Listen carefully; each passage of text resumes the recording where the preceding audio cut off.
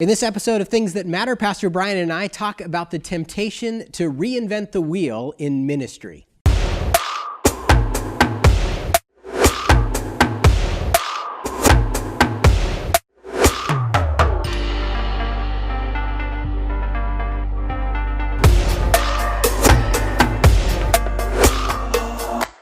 Welcome to Things That Matter. It's great to be with you. My name is Josh Duransky. This is Pastor Brian Brodersen of Calvary Chapel, Costa Mesa. And again, we're going to be talking about something that matters. We're coming down to the end of Season 1. We will be back mid-January with Season 2. We appreciate you tuning in, watching, commenting, sharing these episodes with your friends and family. Today, Pastor Brian, we want to talk about innovation and the church. You recently tweeted out a tweet by Brett McCracken. The title of the article was 21 Challenges Facing the 21st Century Church. And in one of his 21 points, he talked about the temptation to reinvent the wheel. And he talks about how many books are published, about a new paradigm for the church or rethinking church. And he makes a funny kind of contrast between how new church models come out almost every 3 years on the Protestant side, but for the Catholics, they've been doing the same thing for many, many years. He's not, I think he himself is an evangelical. He's not saying that he wishes theologically we were Catholic. I think he's just trying to make the point. Yeah.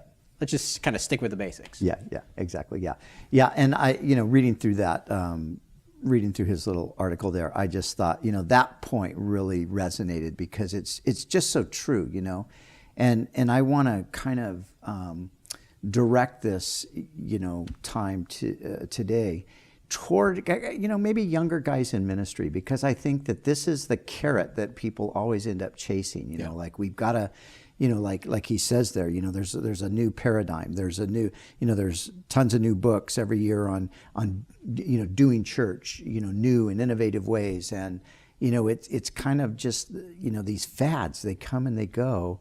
And his point, like you said about the Catholic Church was, they just pretty much been doing the same thing, for centuries. Yeah. And they don't really change the model up too much, And so there's something to that I want to encourage young guys to realize, pastoring, church planting, growing a church, there's no shortcuts to doing this the right way. There are shortcuts, and you can kind of, have sort of an overnight success, or, but it's a flash in the pan. It'll be here today and it'll be gone tomorrow. Yeah. And if you want to build for a permanent kind of, long-term fruitful ministry, there is no shortcut. You just have to get down and dig in, and it's a long obedience in the same direction. It's doing the fundamental basic things.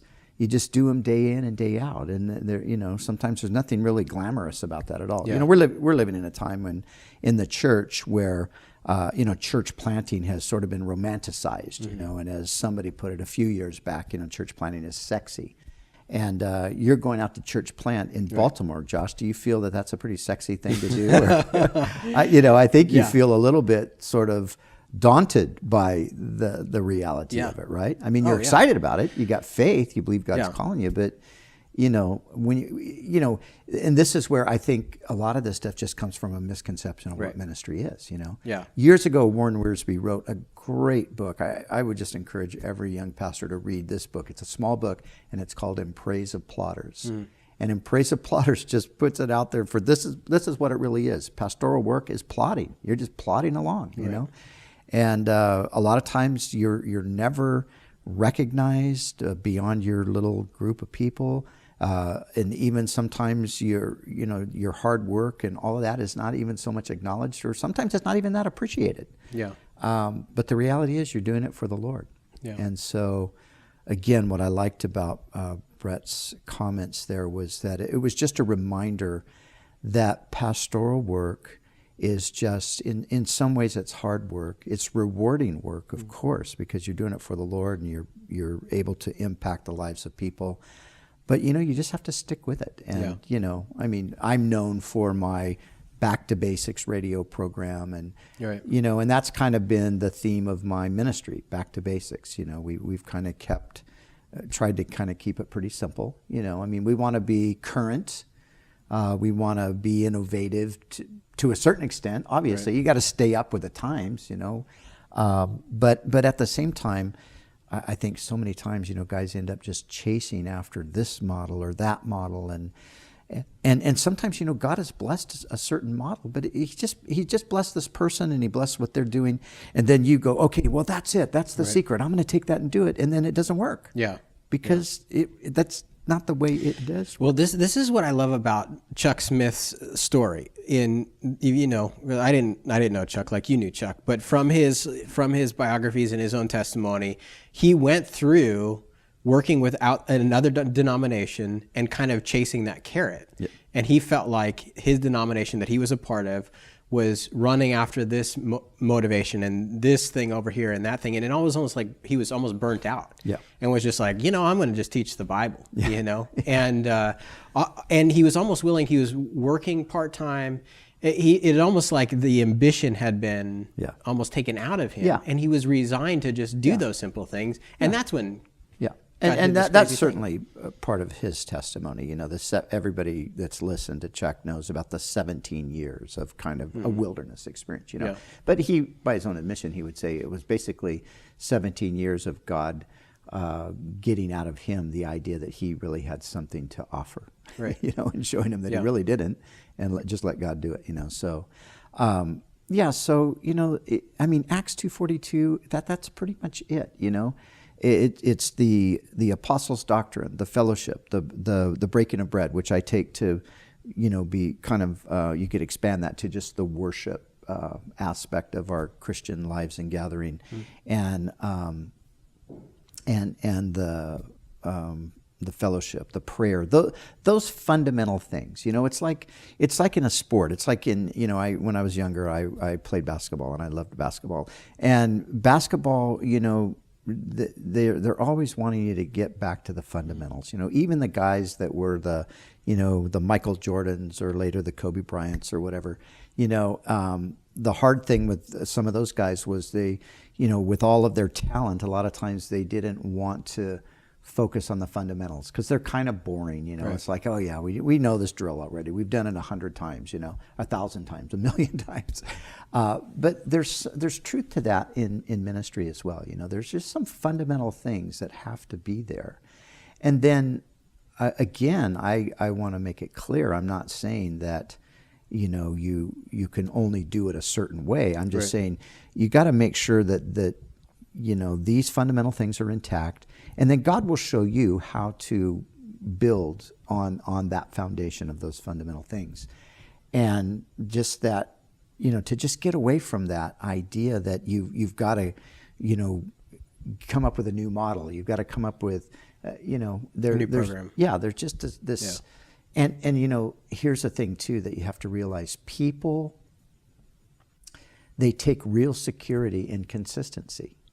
And this is where I've seen a lot of younger guys make a mistake, is they're not consistent because they try something for a while, and then because it doesn't seem to, do what they were hoping it would do, then they change. Right. And then everybody changes with them. And then they do that for a while. Then they change here.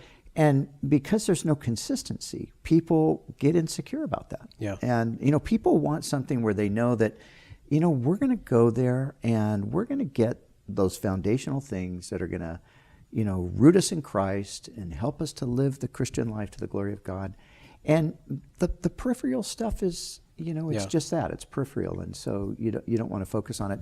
And a while back I made reference to a Eugene Peterson quote. I had actually tweeted it out.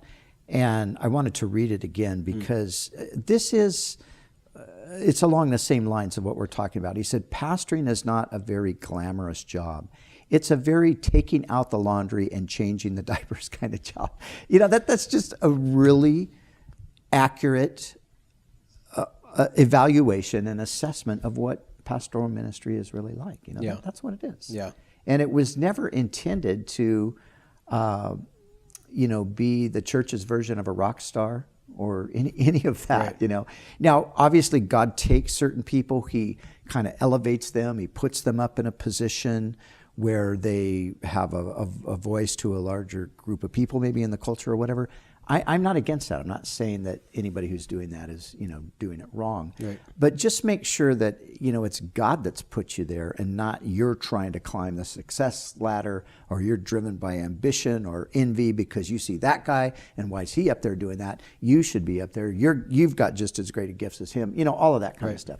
We just need to remember, what God has called us to is just plodding, being faithful, just day in, day out, seeking the Lord, week in, week out, opening the scriptures, faithfully teaching people God's word, praying for the congregation, ministering to them as a shepherd, and building them up in the faith. That's it. That's what it is. Yeah, I really appreciate that, especially coming from the perspective of going to plant. Yeah. I've been doing a lot of reading on, from church planting books, and I have found myself on multiple occasions just kind of like trying to breeze through the chapters because I just feel like I read this in the Bible already. It's like this is just a repackaging of stuff that's like just seems pretty basic. Yeah.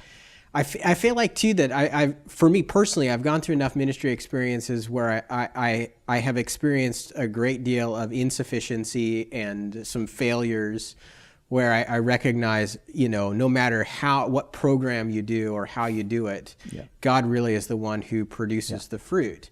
But at the same time, as I'm going to plant this church, I'm feeling like I don't want to be ambitious for myself, but I want to have a vision for this city, Baltimore, that many people would be saved. Yeah.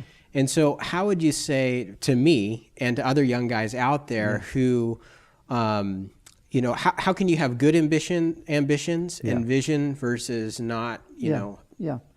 And it's subtle, but it really comes down to, it's a heart issue, and God knows the heart, and what is really driving my ambition, right.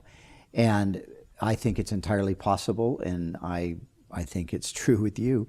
Your ambition is to see Jesus exalted, God glorified, people saved. That's a good ambition, and I mean, you kind of, in some ways, you have to have that, because we are wanting to do something. We are wanting to make an impact. I think of our friend Tim Chaddock, going to London and planting a church there.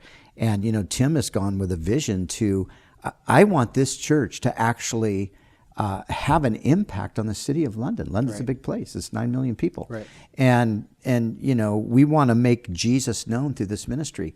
That's a good ambition. Tim didn't go to London like you're not going to Baltimore, saying, I want London to know me.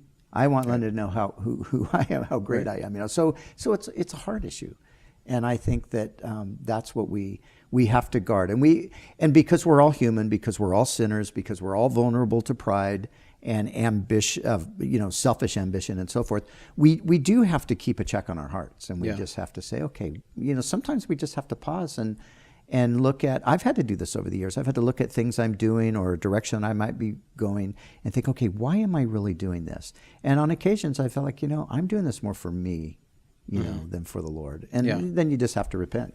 Pull back and say, Lord, sorry, I don't want to do that. I want to, so. Yeah. So you want to have that. And then the final thing I would say too is just to know that, like Jesus said, that, in the parable of the sower, the context is a little different, and the point is a little different. But, some 30, some 60, some 100. God gives He determines the numerical success, if you will, or, He determines those kinds of things largely. So I think that's the big trap. So many guys fall into that trap, like, either they're striving to create something, that's numerically huge, and then they're adopting all kinds of things that they think are going to do that, and sometimes they actually have the success. But just to know that really isn't the point, because you can have numbers of people, but that's not necessarily because God did it. Yeah. It could vary. Some people are charismatic, some people are innovative, some people can just they can get a crowd. And so you just want to make sure that that we're not driven by that, and just know that God, He will. It's His flock, and we're under shepherds. So he brings his flock, those that he wants to feed here and there. He brings them there. Yeah. And Yeah. So earlier on, you had this phrase, faithful obedience over a long period of time. Is that how you said it? I mean, that's just so perfect. Yeah, it's a great saying, and it's not, no, I didn't come up with it. It's long obedience in the same direction. And I think the crazy thing, I think Nietzsche actually said it originally, Wow. or somebody like him. But I've heard it quoted from different people, Eugene Peterson for one. But that's what it is. It's long obedience in the same direction. This is what God's called us to do, and this is what we do. And we trust him for the outcome in the end. Oh, great. Awesome. Well, we appreciate you tuning in. Again, the audio version of these episodes are available as a podcast. You can open up your favorite podcasting app and search for Things That Matter. And do us a favor, share these episodes with your friends and family. We want to get these out there, and we believe that God will encourage other guys who are in ministry. Thanks for doing that for us. Leave us a comment or question. We'd love to hear from you. We'll be back again next week with another episode of Things That Matter.